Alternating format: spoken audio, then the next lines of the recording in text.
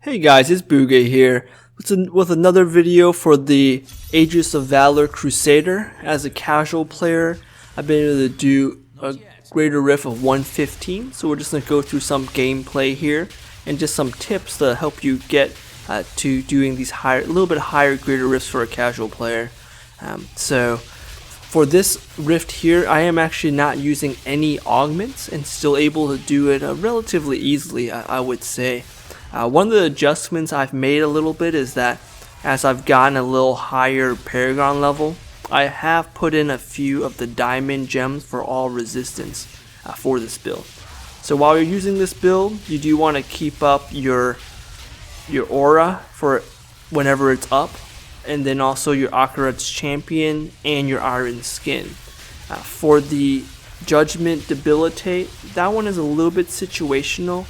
Ideally, you do want to time it if possible with your holy rotation to do the most damage if you're fighting elites and bosses, but if you do need to use it defensively, definitely go ahead and do that as well. So we are able to clear out that first elite relatively quickly, and we're just moving along looking for the next elite to kill now. While you're walking around, you do want to spam a little bit, at least 3 of those Fists of Heavens to keep your stacks up whenever you can. And now see holy rotation, you're really just dishing out that damage with that and just easily wiped the elite. So one of the things and reasons why I started using a few of those diamond gems, because with the higher Paragon level, of course, you have a lot of strength already, so you don't really need the ruby gems. And then the diamonds do give you a little more survivability as the mobs and everything hits a lot harder as you go a little bit higher in the greater rifts. When walking through these rifts, if you do run into like a large mob or mobs that kind of block your path, it is fine to take a little time and just clear those out your way.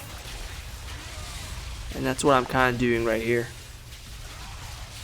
Some of these mobs do hurt, so if you do leave them alone for a long period of time, if they do chase you, they could proc you. And then of course if you die, that slows you down a lot more. Like we took a little wrong turn there, so we're running around. One thing you notice that I just did there was I actually popped my potion because I got hit by a couple of mobs and I dropped below half HP, so I popped my potion there so I can continue running instead of standing and hitting to lifesteal back. So that's just a tip to save a little bit of time. So running around. When you're running around and looking for elites, one thing you do want to do is spread out your Fists of the Heavens basically as far as possible to try and draw more mobs so they'll come towards you for this build. And here we are taking a lot of damage, but we are dishing out a lot of damage. Positioning wise, if you run into an elite or mob which you can really face tank most of the damage, if you feel you can do that, it is good to get as close as possible to it. That way when you use your Heaven's Fury, you get all 3 of those strikes right through the primary elite. And that's what I'm trying to do here.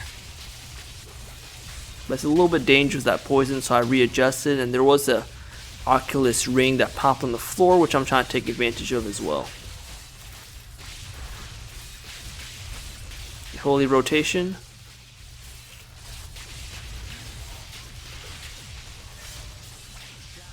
And a neat thing with, especially this season, because you have all these special effects that kind of drop from the sky, it does make elite hunting a little easier too if you're able to time when you have those nice little seasonal buffs appear to help you clear out some of those elites or large mobs. So if you're unsure of when exactly those type of timings occur, I do recommend looking up some of those as well. But for a casual player like me, if you're not really trying to completely min-max or optimize perfectly, I just go around killing things. It would be a little bit more different if you're trying to push as high as possible. So we obviously got a little lucky there, got a conduit, so we're just cruising along.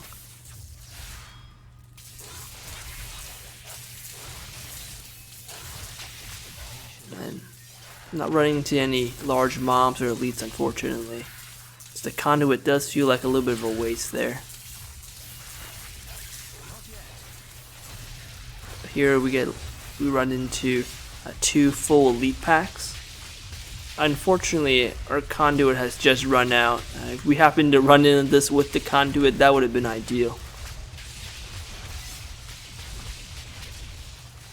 I've been repositioning a little bit, trying to get as many good hits in as possible.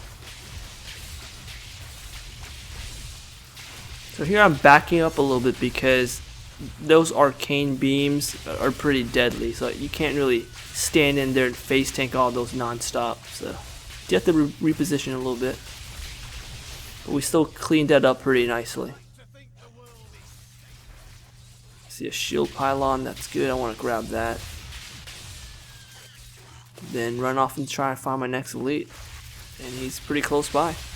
This one is a juggernaut, so if you don't think you're doing enough damage, or you think the juggernaut will take too much time to kill, you could skip the juggernaut and just move on. Here I decide I just want to kill it. I like to kill most things that show up on the screen, so especially elites. And with the damage I have, you can make relatively quick work of it. Yeah, and there, it's going down.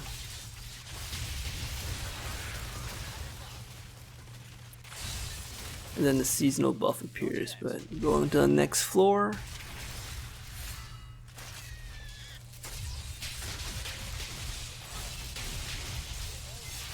So you're constantly throwing out those fists of heavens into the distance to keep stacks up and draw mobs.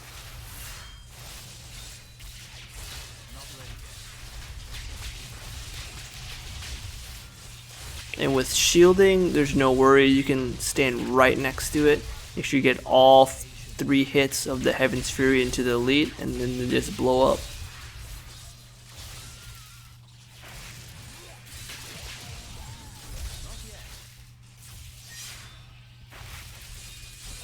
See, they're blocking your way there, so I clear up some of those and keep moving.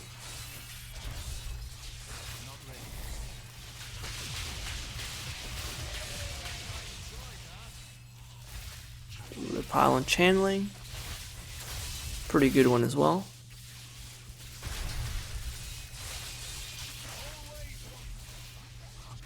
And run to elite, which is perfect timing.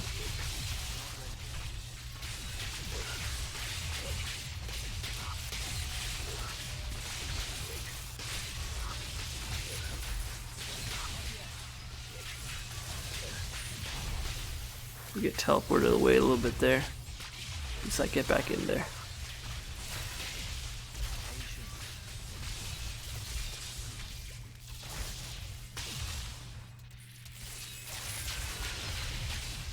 And we should, after one more elite and a little bit of mobs, it should be enough to proc the Rift Guardian, it's looking like.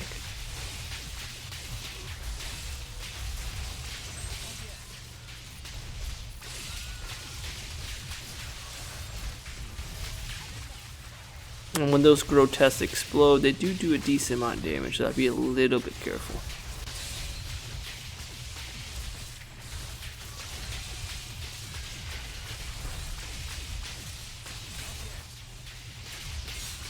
And this should proc it. There we go.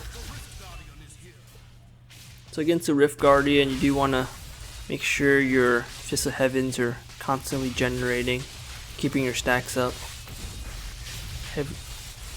And you have the Holy Rotation. That's when you're dishing out the most damage. One recommendation as well, if you're not doing too high of Greater Rifts, it is very, very possible to switch out the Bane of Stricken, which I'm using in this build, instead for the Bane of the Trapped. Because it does take a while for Bane of Stricken to get his damage up. Yeah, and he's about to go down very shortly. And there we go, and that's it. So that was a relatively clean Greater Rift 115. That's way to get through. Again, this is without any augments for that. Hopefully you guys enjoyed some of that content. If you guys want any more Diablo 3 content. Be sure to like and subscribe. And if you have any questions or comments, leave those below. So have fun out there and good luck, you guys.